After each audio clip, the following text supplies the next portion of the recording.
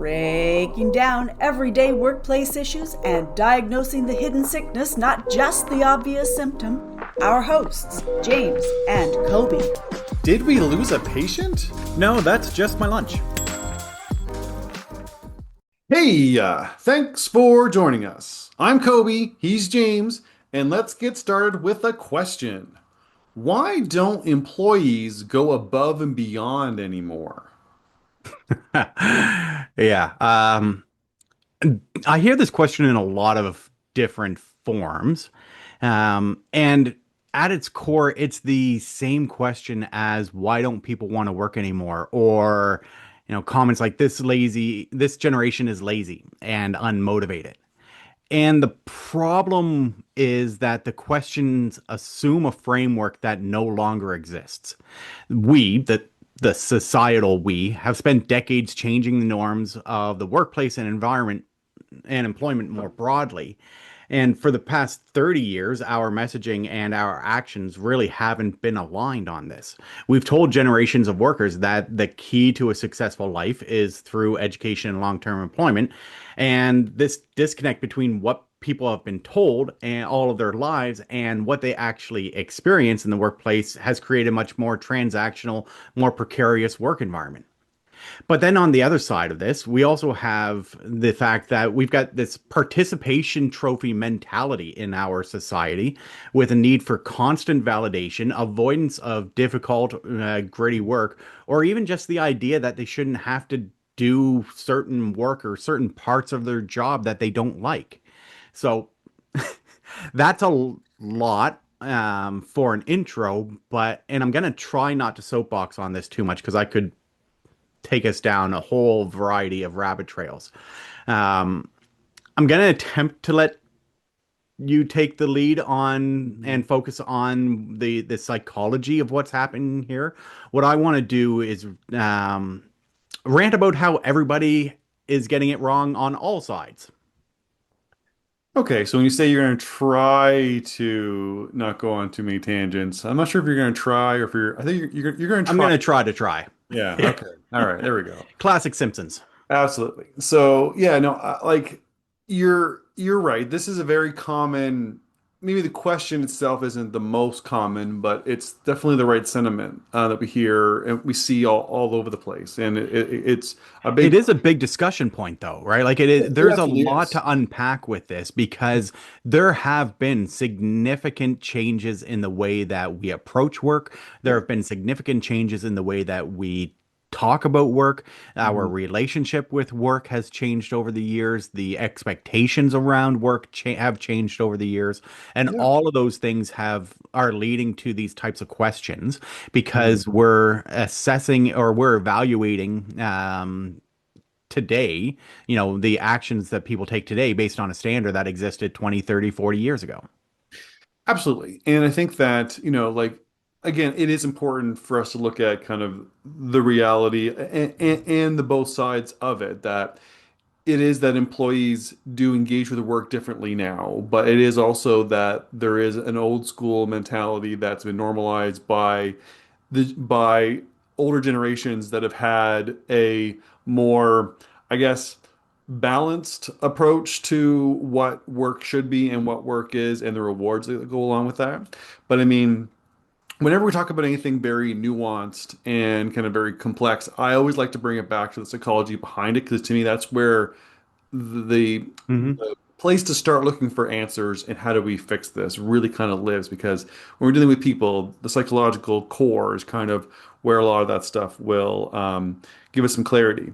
So there are two things that I want to get into that might help us unpack this really complex but also very, again, prevalent question.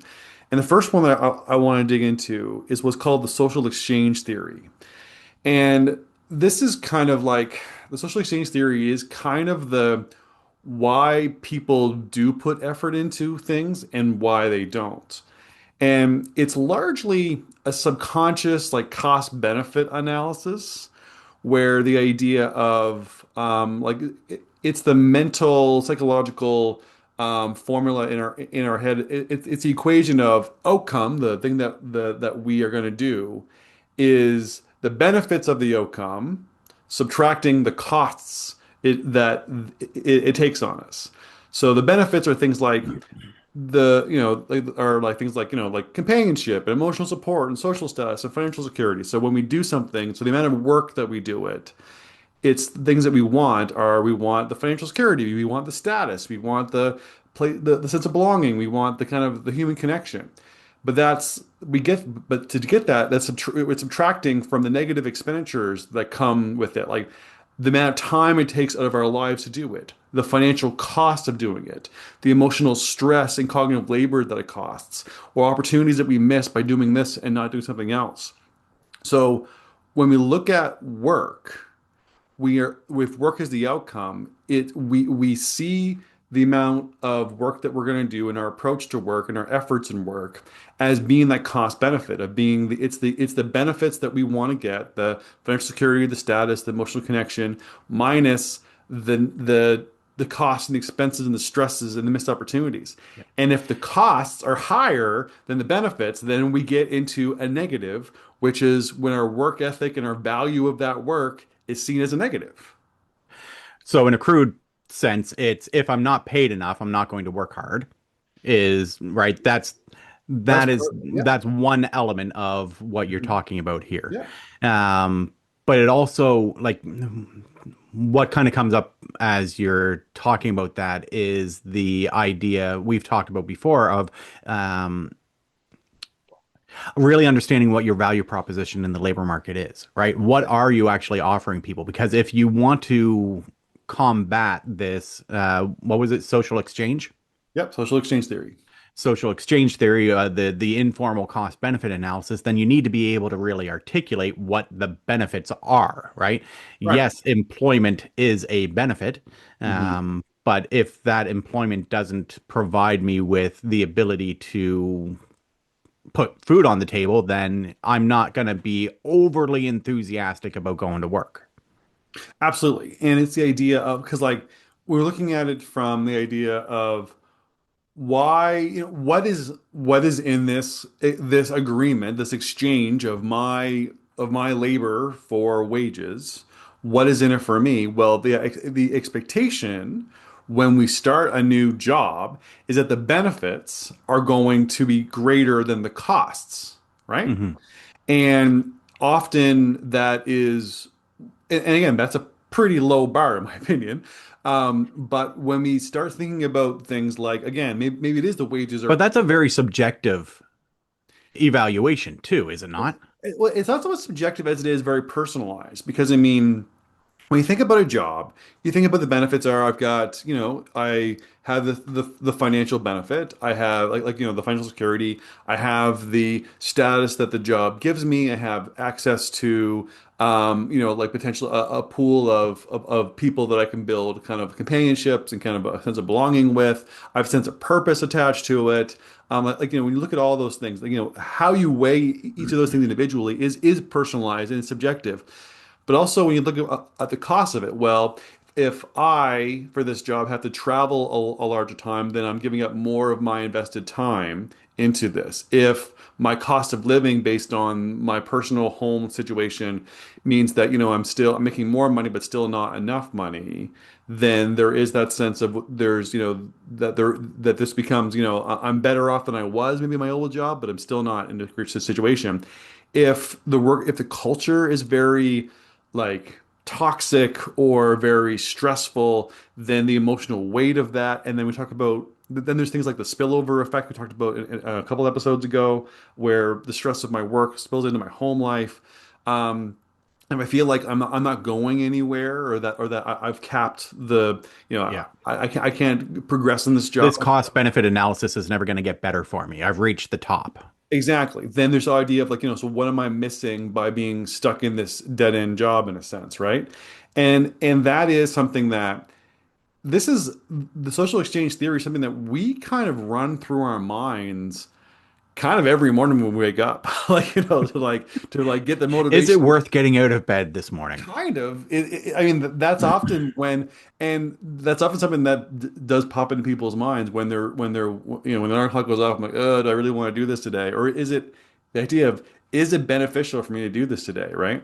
But I mean, these are the kind of things that are constantly going through our minds. These are the we're constantly doing this math, playing with this equation of outcome equals benefits minus cost, as we're playing around with this stuff. But these are the things that are impacting employee motivation, they're impacting work ethic, they're impacting employee loyalty, all this kind of stuff. But it's largely like this is the piece that we have to understand that is not necessarily is why one job perk benefit, salary range, employment opportunities, location is not going to be the same for all people because it's very personalized in what the job offers, how people analyze the cost benefit analysis. Interesting. So, how does this, so what's kind of running through my head is more on the over time, there can be a diminishing return on this cost benefit. So, from a business perspective, I um, have what I think is a fair exchange, right? We pay a fair wage for the amount of work, energy, and effort that goes into it. The environment may not be perfect, but it's not toxic. Mhm. Our managers are trained and supportive. But over time, the kind of the idea that familiarity breeds contempt, right? The longer that you're in this environment without any type of change, there is this, and we've heard this from clients in the past of it feels like it's never enough. I do more or I provide what I think is a fair and reasonable wage, and it feels like it's never enough. And Mhm. how does that kind of play in with this social exchange or the idea? What the way that I'm thinking about it is kind of there's a diminishing return on these pieces over time. It feels like people want more and more and more Mhm. Yeah. and less out of the actual job. Well, I mean, there is this natural inclination for us to find comfort in the work that we do. And comfort is usually about we want the tasks to be easier, more predictable, kind of, that the everyday has more predictability into it, right? And then there is the expectation of like, that um, there's I mean, from a wages perspective, the wages are never enough. There's two sides to that too, right? There's sides of it. Well, when you talk about our modern economic landscape and inflation's increasing, well, Yeah. it's because wages aren't enough, and that is one side of it. Yeah. If your wages haven't increased in the last 5 years, then you've essentially had a pay cut. Right. So there's that. But I mean, let's set that aside. If there's been economic stability and inflation it has not increased over a amount of time, but people are still wanting higher and higher wages, like the annual raises and Hmm. stuff like that. There is a sense of like of entitlement for in the way that we get accustomed to the work, right? Because it is one of those things where there's a sense of um, I want to be able to kind of like see progression in my work somewhere. And if the job hasn't changed, my title hasn't changed, then we kind of look at that and say, well, then I expect the kind of the costs or the salary to improve because people kind of want to avoid stagnation. While at the same time, there's that drive, but there's also the drive towards complacency. People are almost like, Hmm. I want more comfort, but I also want, to avoid stagnation. So there's that bit of a cognitive dissonance of trying to. I don't want the job to get any harder, but I also want to be paid more. And there is a sense of that duality, but part of it is being kind of clear in your organization about leveraging the benefits and then the knowledge of the social exchange theory to kind of say, well, then let's actually look at how can we articulate both the benefits and people are aware of the cost to kind of like make sure that they're not just doing a subjective formula that's full of their own biases, that they're actually doing something that may be part of the organization talking about how there's a sense of purpose here, how there's a sense of Hmm. meaning and looking for that progression and avoiding stagnation. And there's a sense of, I think that going back to kind of stuff that we've talked about in past conversations about purpose really does play a large role in that.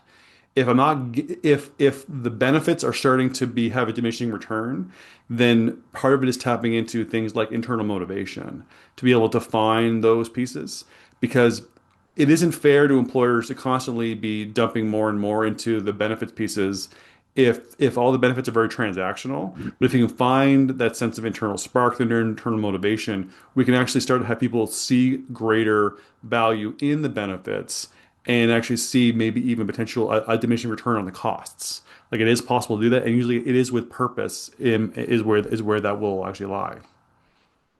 Purpose and recognition seem to be the two Yeah. non-monetary elements that we see consistently being able to move progress on Yeah. these elements. There is, yeah, there's a component here that I'm still not wrestling with, but frustrated by maybe. Hmm. And it's really around the you touched on it earlier around entitlement. Right. And we have seen this and we have heard this from clients many times that there's this feeling that, I started doing this program. I implemented this program because I really wanted to do something that showed my team that they were valued.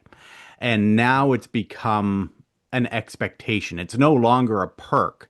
Yeah. I think the clearest example to me was probably a client years ago, around Christmas bonuses.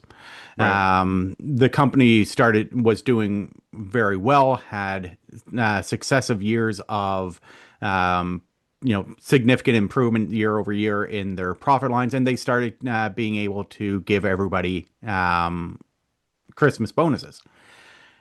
And then the company hit a couple years of really difficult times, and that what was a at one time just it was a perk, it was an extra, it was literally a bonus, became an expectation, and people actually got mad that Hmm. they didn't get their Christmas bonus despite the fact that the company was actually losing money that year because of the economic environment more broadly.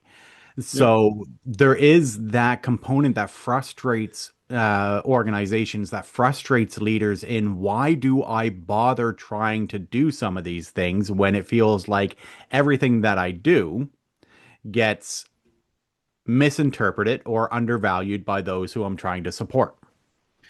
And that is a real thing that really does happen, but the diminishing return on those benefits typically are what happens when the benefits are primarily transactional. Hmm. When they are, the idea of a blanket action, if everybody gets their Christmas bonus, and then people get kind of like accustomed to it, and then it's a diminishing return on the benefit, but the benefit is very transactional.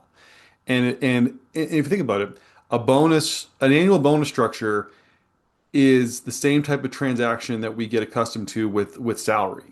So that Yeah. it almost like melds into that part of our thinking, and then we just count on it the same way because of that piece. Whereas organizations that are trying to not make the employee experience a transactional experience are the ones that are seeing a um, much less common situations where the benefits become have a diminishing return because they're trying to understand the employee's individual needs, like looking like having recognition be almost like based on preferences and understanding of the person, looking at connecting their sense of purpose to their work in a way to really kind of inspire them to find their own intrinsic motivation. And those are the pieces that allow us to sidestep this what may seem like an inevitable slide into diminishing returns, but recognizing that if we actually can make an employee experience that values belonging and values kind of understanding your people as people and not just waving a magic wand saying everyone gets the same thing. I mean, largely it's about valuing equity over equality, right? Giving everyone the same thing makes things very transactional. understanding what people need to bring their best self to work and to give you their best Yeah. work is how you avoid making those transactional pieces because you're 100% right. Social exchange theory will create a diminishing return on the benefits if the benefits are strictly transactional. Yeah, and I just want to follow up on that piece because you can only really in an environment that is where there's a lot of discontent or there's a lot of dissatisfaction in the role or people are frustrated about a lot of the factors of the workplace. It's going to be really hard to move to a true equity standpoint because it may be interpreted by people as favoritism, right? Why is this person getting something different? And those types of comments really only happen when people are discontent with their jobs. And I just want to, I know we've talked about this at length in other podcast episodes, but it's really important to state that um, the shift from equality to equity is paramount. Like it makes a huge difference, but you have to do the work. You have to Yeah. do the foundational work first of making sure that the factors of the workplace, that the environment is not actively causing job dissatisfaction, that people are not actively frustrated with the reality of the work itself. Well, Or else you're just going to create a system where people find more fault in you and get more frustrated that somebody gets something that they don't. Well, actually, I think you're really onto something with connecting job dissatisfaction to this because I mean, if you think about the benefits part of this cost benefit analysis with social exchange theory, it's things like your salary, things like your job security, things like your benefits, things those types of things. But I mean, if you have good job security and good salary, but you have terrible working conditions, or you have terrible safety, or wellness, or wellness supports are minimal or Or non-existent. you've got a manager that is on you all the time and micromanages Yeah, and is in your way. right. All of those Then, pieces play a huge role. well, it does then because that's what that those gaps of those factors that create dissatisfaction increase the costs so much higher that the benefits diminishing return is it accelerated because I Yeah. mean it's not that things are neutral and the like value of the benefits is declining. It's that the benefits are just can't compete. A few really good benefits, a great salary with terrible wellness and terrible job security and poor working conditions is not going to be enough to swing the equation in your Yeah. favor. So you either need to raise the benefits or reduce the cost. Right. Raising the benefits is going to cost you money. Reducing the cost is going to cost you time and effort. Right. Or but I mean, it's well, actually, I would say both would cost you time, effort, and money Yeah. to raise the benefits and or to or to limit the cost. But it's a matter of limiting the cost creates a much greater ROI. And the idea because as you said before about diminishing returns, that when staff so let's say that they pay their employees there's a workplace that had awful job security, awful safety, awful wellness programs, and awful working conditions, but they paid like $100 an hour, Yeah. right? That people may find that cost benefit analysis worth it. The social exchange is something that they will take. But eventually that diminishing return on the benefits will say that maybe in 3 years, because if things haven't improved on the cost side, that everything is still terrible, that the $100 isn't going to cut it anymore. So now they're going to need to raise that, right? So it becomes almost like an endless need to increase because you're trying to pay all those things off. Whereas submitting, or like lowering the salary or having less, dedicated towards salary growth to investing that into improving the working conditions and the safety and the wellness things. Or even just keeping the salary the same, but investing in the conditions is Right. going to be a more significant payoff because that value that you're presenting to people gets Mhm. higher and higher without you having to actually raise the dollar per hour salary. Absolutely. So, and that is the other part of the diminishing returns pieces is just that is that it's about what is the benefits like the salary or those kind of pieces really having to make up for, right? And I mean, so if there's a better balance, then the diminishing return is much less of an issue, and you can actually start to see a much higher ROI by trying to reduce the costs than always just trying to increase the benefits. Cool. All right. I want to talk about another thing that kind of relates to this, and is something that is called the psychological contract. Now, Okay. this is something that does again it does have a bit of an overlap with the social exchange theory, but the psychological contract theory is kind of the unwritten set of expectations or the kind of like subjective reciprocal obligations between an employee and their employer.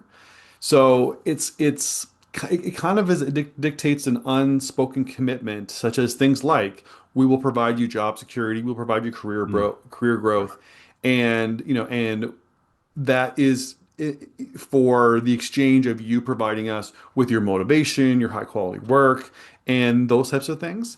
And that is kind of what is always kind of written into kind of every like employment relationship is this psychological contract of, that, there's these unwritten expectations, these mutual obligations, this reciprocal benefit to the both the employee and the employer.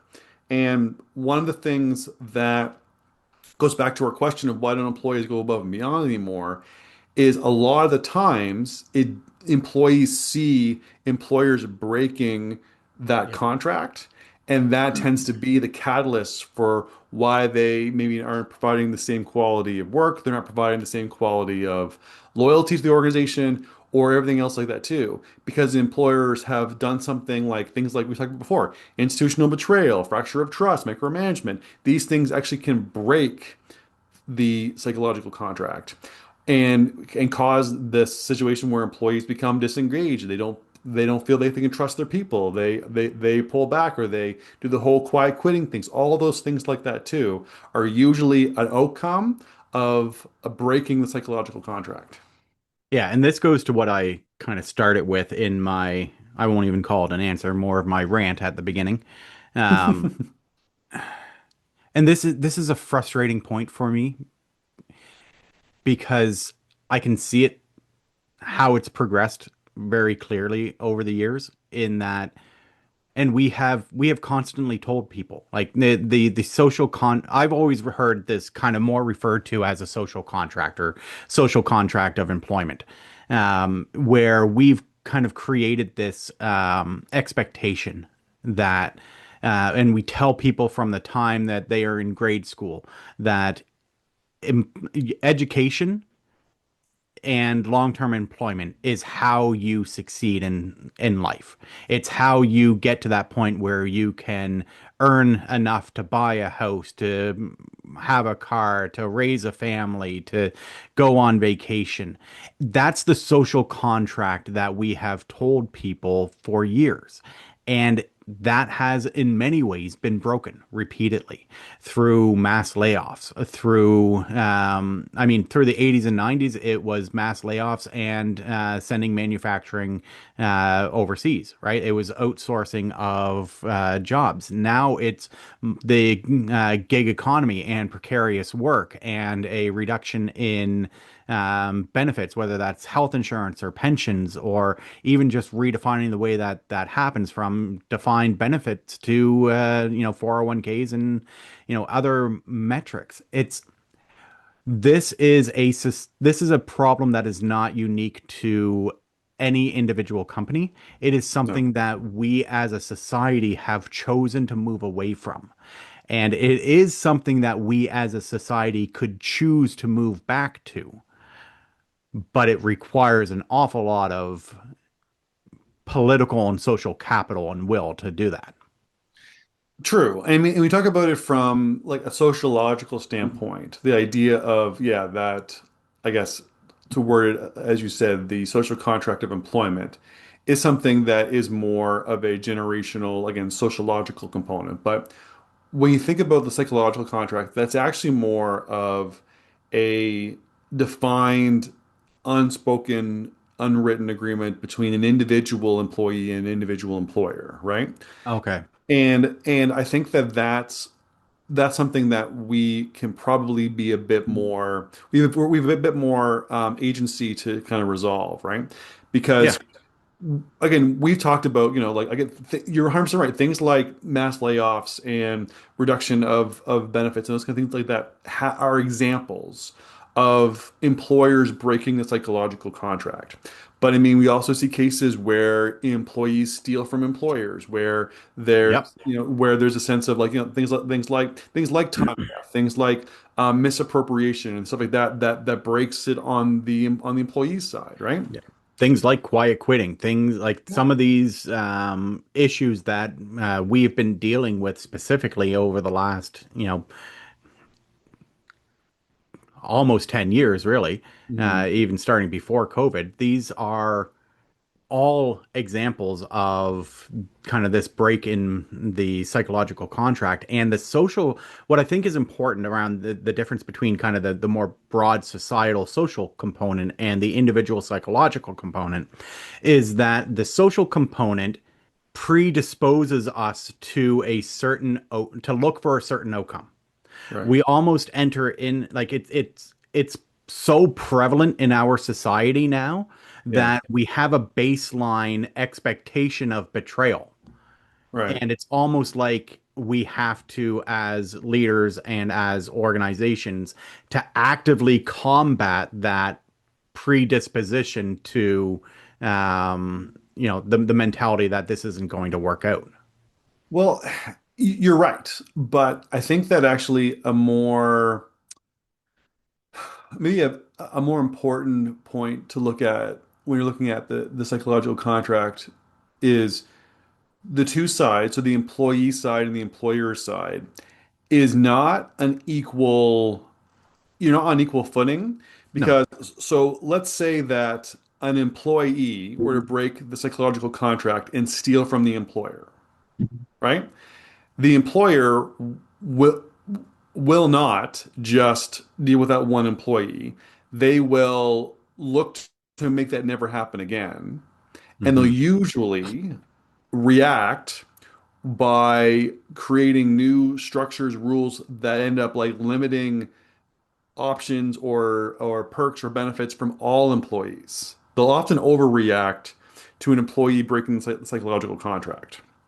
And this is how we talk about things like we did an episode about this. We talked about using policies as weapons, right? Right. So like we talked about in that workplace where there was or that episode where there was a friend of mine who had a company car and one of and that had been the normal thing where families could drive the company car and everything like that. It was a normal thing that it was just like a car that was just provided by the company that you just tracked your mileage, but anyone could drive it in your family.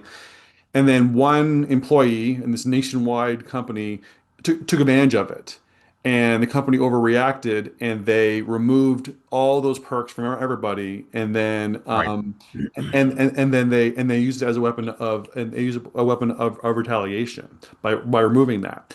That so that one employee broke the psychological contract with the employer and the employer overreacted and broke the psychological contract with all the other employees by punishing them for the actions of the one.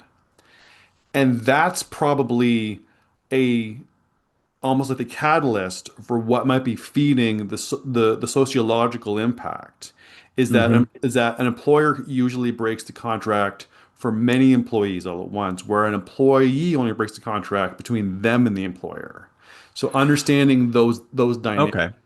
is an It's an important interesting, is an yeah, important I agree with you. I wasn't considering it in that way.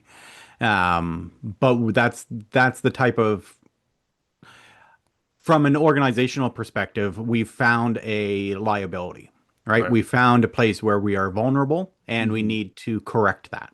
Right. But the way in which we correct that, maybe a less punitive way would be, if this is a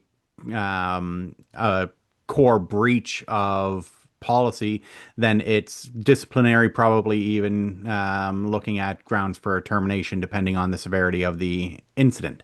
Right. That's a that's a way of reinforcing the rules. Right. Removing the benefit to everybody only serves to make everybody frustrated with you. Right. Yeah, because again, like the contract is in essence, I as the employee will give you hard work, loyalty, good performance in exchange for you providing me with the job security, the fair compensation, the quality of life, the perks and benefits, and the sense of kind of harmonious and supportive culture that I need to give you my best work. And that's usually the core of how we provide these contracts. But then when a company potentially weaponizes a policy, uses again weapons of retaliation, weapons of oppression, and things like that, then that breaks that again sense of harmony, of reduction of a perk or benefit that I've come to rely on, or honestly, it's the removing the equality, the things that I need to give you my best work, and treating us all as a number Hmm. is part of that fractured piece that breaks the contract, which has employees to stop saying, "What's the point of going above and beyond anymore?" When one person ruins it for everybody else. Yeah. So you talk about on the employee side, it's hard work, performance, and loyalty. Hmm. And I know we've had a full podcast episode on this, but can loyalty actually be included in the psychological contract anymore? Yeah, I mean, I think that. I mean, we need to define how we are considering, because I think loyalty from an employer perspective feels different than loyalty from an employee perspective. Well, and this is the whole problem with, and honestly, we didn't even talk about the fundamental flaw with a psychological contract, is that it is unwritten, unspoken mutual obligations, and there's no clear single, It's not like it's an employment contract that has defined yeah, terms and yeah, outcomes and you both sign your name to. right, Yeah. yeah, because employee loyalty is I will stay with you for the As next. long as you meet my expectations. Or I will probably stay here for at least 2 years, where Yeah. the employer can be like, well, employee loyalty is 10 years minimum. And I mean, and that misalignment is just built into something that's unwritten set of expectations or these kind of like unspoken commitments, right? So I mean, there are those natural things in general. And I mean, like one of the things that could be a beneficial component to trying to actually leverage this thing that already exists, psychological contract, is employers actually bringing up these pieces to make them a little bit more almost overt and be able to have these as part of the conversations of there is this again, this is actually no, this is what we talk about. We're talking about employee expectations, right? So the whole Right. idea of the 7x3 rule is trying to kind of clarify these expectations that employees have for your Hmm. workplace, which is their component to the psychological contract. And as an employer, if you bring these things like job security, fair compensation, kind of work-life balance, wellness, working conditions, and you are overtly transparent about what you're providing them, And that why? and why? Like, Yeah, that does make this psychological contract piece that is happening. Every single employee at every single company has this with their company, whether they think of it or not. It exists in their heads. But if you are overt and you actually try to create almost like this tangibility, this transparency with it, it makes it a stronger employee and employee relationship because you're getting on the same page, right? yeah. And I think I just want to capitalize on the why for a second, because that is a missing component that we've seen companies who are actually doing fairly well in a lot of the factors that we discuss. And when we go in, we've said this a million times. We start with some sort of investigation diagnostic to understand the realities and get firsthand data that we can actually use and act on. And the difference between what employers provide and the perception of employees about what they provide is vast. Yeah. And it comes down to, well, we do these things, but we don't talk about it. We don't tell anybody that we're doing this, or we don't tell them why we're doing this. Yeah. We have these policies in place, or we provide this benefit, or we, have this structure specifically to support employee growth and development, or to ensure that you have the tools and resources that you need, or to make sure that you have the job security that you can rely on this position. And doing it is not enough. You have Mhm. to tell people that you're doing it, and you Right. need to tell them why you're doing it. And Yeah. then you need to tell them that you did it. And then you need to remind them that you've done it. And then you need to be consistent in how you do it. Yeah, because you're right. And this is something that we is a common conversation point when we meet with new clients is because we do our P3 assessment. So we look at policy, practice, and perception when it comes to kind of these things like the factors of the workplace that cause dissatisfaction and things like psychological safety and inclusion and those kinds of pieces. And largely it is kind of humorous to us when we say they actually have some good policies and the Yep. and the manager. Well-designed policies that Yeah. are actually designed to support employees Yeah. in their work, to Mhm. provide them with autonomy and to provide them with structures and supports. Like it's fascinating to me. Yeah. But the perception is that those things don't exist because employees don't know about them, and managers don't practice or the practice, the everyday practice is that managers don't know that they exist either, so they don't ensure that employees Yeah. are using them because and so they're buried in these manuals that no one ever reads. That employees don't even know even exist because they're not onboarded with them, and it's just this kind of hilarious disconnection, but. Um, but I do want I do think we can kind of get lost on that, but I do want to kind of circle back to I was talking about kind of again just kind of like summarizing the question again and looking at what are some things that can be helpful for people to know that when they're wondering how can we fix this problem if employees don't want to go above and beyond anymore. And one of the things that I also think is important for us to talk about a little bit too is the idea of the social exchange theory and the cost benefit analysis and this idea of the psychological contract does kind of play into a lot of what we've talked about before with our fragile grip principle, right? Mm. With the idea of the harsh grip, the weak grip, and the stable grip. Because when employees see a a work value where the cost benefit analysis of social exchange theory is in their favor, often because an employees feel that the employers are holding up the psychological contract and that they are providing them the stable grip, which is the sense that they feel supported, they have what they need, they do feel that their employer is looking out for them individually. Whereas if the employers are too harsh and they're like too restrictive or they're surveilling people rather than like building in autonomy structures or whatever like that, then that's the employer breaking the psychological contract by overly scrutinizing or overly like again like oppressing their employees, which brings up the costs part of the cost benefit analysis and throws off a social exchange theory. So employees give less. And then the weak grip is when they are too lax on stuff or they let people go too easily. And again, Mhm. that ruins job security, which breaks the cyclical contract, and that throws off or increases the cost part of the cost benefit analysis. And so employees put in less effort and less time and less work because what's the point?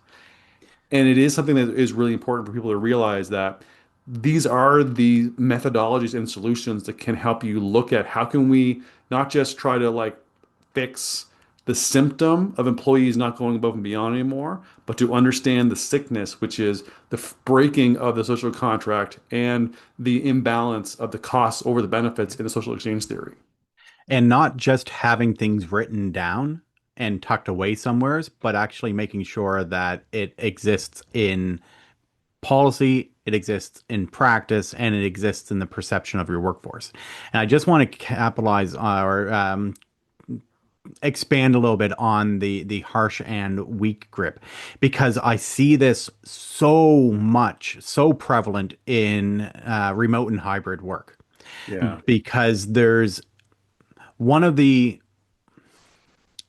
one of the things that a lot of people that we still haven't the royal we or the societal we still haven't figured out is how to manage people Hmm. when we are not hovering over their shoulder.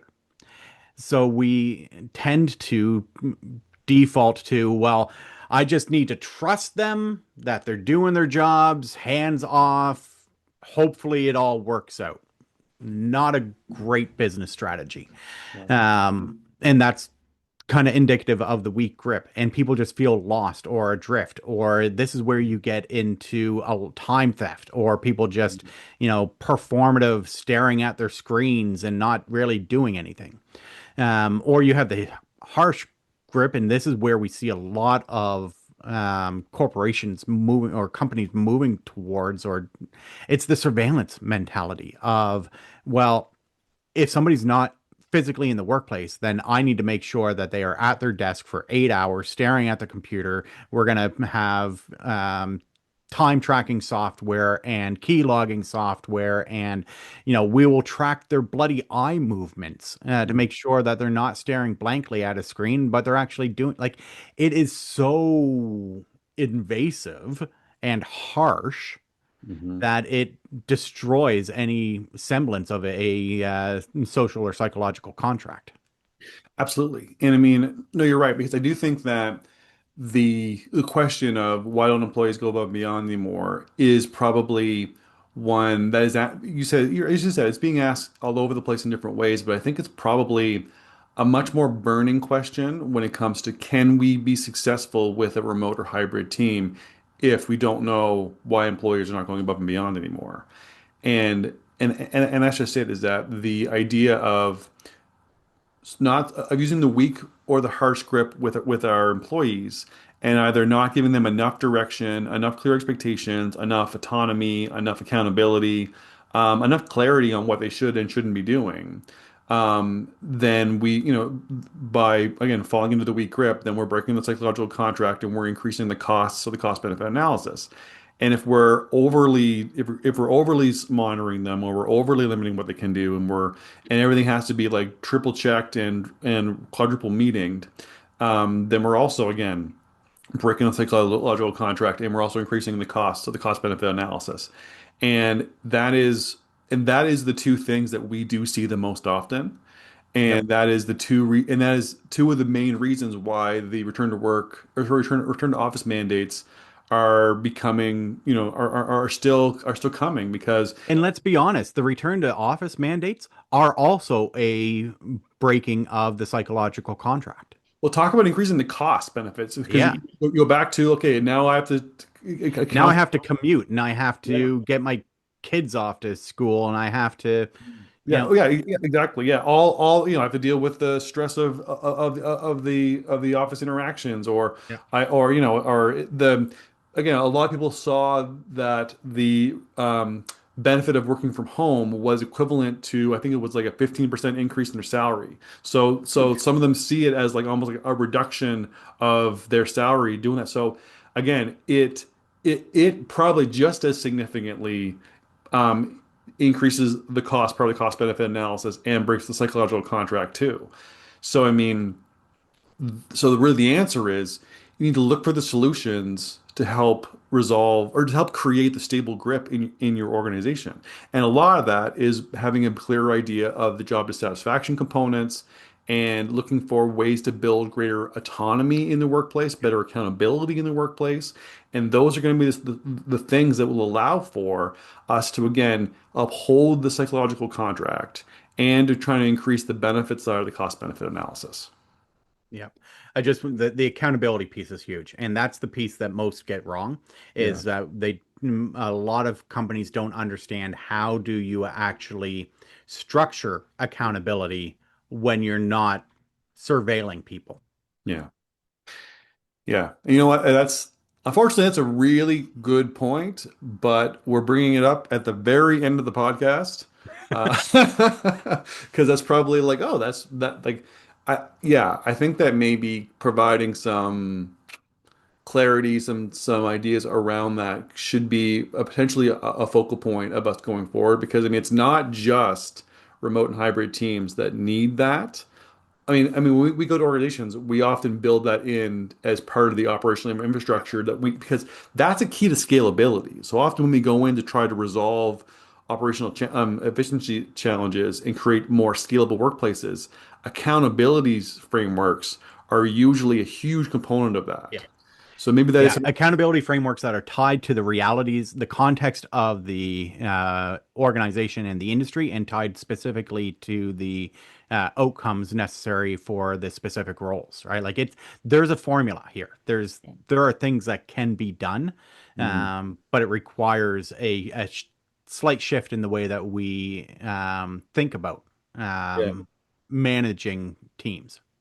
Yeah, I'm thinking that we may want to look at digging into that deeper and kind of talking about some of the stuff around that in future episodes because I think that that's going to be something that I'm hoping you listening are piqued, your interest is piqued by that because that if you can figure out how to get that part right, a lot of the other stuff around looking Yeah. at the benefit side of cost benefit analysis and psychological contract really does make that stuff a whole lot easier to actually do.